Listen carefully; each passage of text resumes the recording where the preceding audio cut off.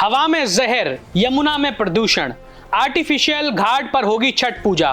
महापर्व पर दिल्ली सरकार की क्या तैयारियां, क्या आप मना पाएंगे छठ पूजा? नमस्कार, मैं ऋषभ शर्मा और आप देख रहे हैं आचरण न्यूज़ का खास कार्यक्रम जिसका नाम है आज का मुद्दा मेरे साथ। अगर दिल्ली में रहते हैं तो छठ का त्योहार बनाना आपके लिए होगा मुश्किल।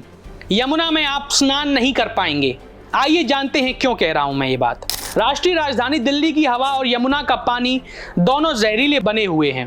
केंद्रीय प्रदूषण नियंत्रण बोर्ड के मुताबिक कई इलाकों में गुरुवार सुबह क्वालिटी गंभीर दर्ज की गई और शहर में AQI बहुत खराब श्रेणी में रहा। वहीं यमुना की सतह पर जहरीले झाग की मोटी परत जमी हुई है। कालिंदी कुंज के पास नदी में झाग के टुकड़े तैरते नजर आ रहे हैं। ऐसे में दोहरे प्रदूषण के बीच दिल्ली की जनता आज छठ पूजा की तैयारियों में लगी हुई है। यमुना में लगातार झाग नजर आने के बाद दिल्ली की सियासत में आरोप प्रत्यारोप का भी दौर देखने को मिल रहा है। दिल्ली जल बोर्ड DJB ने दावा किया है कि झाग आगरा नहर से गाद के निकलने का नतीजा है, जबकि उत्तर प्रदेश सरकार ने इन आरोपों को खारिज कर दिया। इसके अलावा दिल्ली सरकार ने बुधवार को नोटिफिकेशन जारी कर छठ पूजा के मौके पर 7 नवंबर को अवकाश घोषित किया। इस साल छठ पूजा गुरुवार को हो रही है। इस त्योहार को मुख्य रूप से पूर्वी उत्तर प्रदेश और बिहार से आए प्रवासी मनाते हैं।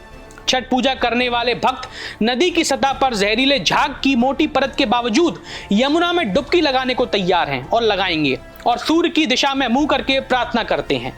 लेकिन प्रदूषण की वजह से यमुना के पानी में डुबकी लगाना सेहत और जान के लिए बहुत खतरनाक होगा। छठ पूजा के लिए MCD की क्या तैयारियां हैं, आइए जानते हैं। दिल्ली नगर निगम MCD ने राष्ट्रीय राजधानी में अपने 250 वार्डों में छठ घाटों पर स्ट्रीट लाइटिंग बढ़ाने के लिए 1 करोड़ रुपए आवंटित किए हैं। मंगलवार को एक बयान में यह जानकारी दी गई। प्रत्येक वार्ड को छठ पूजा घाटों के आसपास स्ट्रीट लाइटिंग को मजबूत करने के लिए 40,000 रुपए का फंड दिया गया है। MCD के मुताबिक इसका विद्युत और यांत्रिक विभाग इन घाटों पर लाइटिंग कार्य को पूरा करने के लिए कर्मचारियों को तैनात करेगा। लाइटिंग व्यवस्था में सुधार के अलावा MCD छठ घाटों पर स्वच्छता और सफाई भी सुनिश्चित कर रही है। घाटों पर आने वाले लोगों को राहत देने के लिए पार्किंग की व्यवस्था भी की गई है। बनाए गए हैं आर्टिफिशियल घाट, ये बड़ा रोचक और सुनने को हैरान करने वाला है। आइए जानते हैं क्या है ये। दिल्ली सरकार ने छठ पूजा के लिए आर्टिफिशियल घाट का निर्माण किया है। मुख्यमंत्री आतिशी ने मंगलवार को छठ महापर्व को लेकर सरकार की ओर से की गए इंतजाम की जानकारी दी थी। उन्होंने प्रेस कॉन्फ्रेंस में कहा, दिल्ली सरकार छठ महापर्व के लिए पूरी दिल्ली में 1000 छठ घाटों का निर्माण कर रही है, जिससे किसी को भी पूजा के लिए अपने घर से 1-2 किलोमीटर से ज्यादा दूर न जाना पड़े। आतिशी ने यह भी कहा, इतने भव्य स्तर पर जो छठ पूजा हो रही है उसकी शुरुआत पिछले 10 साल में हुई है। 2014 में अरविंद केजरीवाल के मुख्यमंत्री बनने से पहले पूरी दिल्ली में सिर्फ 60 घाट बने थे, लेकिन आज 10 साल के बाद 1000 छठ घाट दिल्ली सरकार द्वारा बनाए जा रहे हैं। यमुना में छठ पूजा को लेकर दिल्ली हाईकोर्ट का फैसला जो सबको चौंका देगा, आइए जानते हैं।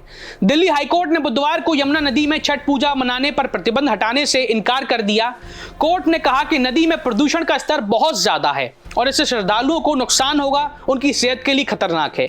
अदालत ने यह भी कहा कि श्रद्धालुओं के लिए पहले से ही पर्याप्त व्यवस्थाएं की गई हैं। आम आदमी पार्टी पर BJP का बड़ा हमला। दिल्ली BJP चीफ वीरेंद्र सचदेवा ने यमुना के प्रदूषित होने के बारे में हाईकोर्ट की टिप्पणी पर आम आदमी पार्टी सरकार पर निशाना साधा। उन्होंने कहा, अदालत की टिप्पणियों ने छठ पूजा से पहली नदी की सफाई के बारे में सरकार के दावों की पोल खोल दी है। आज के लिए बस इतना ही। अब देखना यह होगा कि क्या दिल्ली वाले लोग अच्छे से छठ पूजा महापर्व मना पाएंगे या इस बार भी त्योहार बिना यमुना स्नान के होगा। लेकिन सुरक्षा बहुत जरूरी है, यमुना को बचाना बहुत जरूरी होगा। दिल्ली सरकार को अपना हर कदम निभाना चाहिए यमुना को स्वच्छ बनाने में। बहरहाल ये तो वक्त ही बताएगा। आज के लिए बस इतना ही। आपको आज का मुद्दा कैसा लगा हमें साझा कीजिए। अगर आपके मन में भी कोई मुद्दा हो तो हमें बताइए, हम उसे आपके सामने लेकर आएंगे। चलिए मैं आपसे विदा लेता हूं। बहुत बहुत धन्यवाद।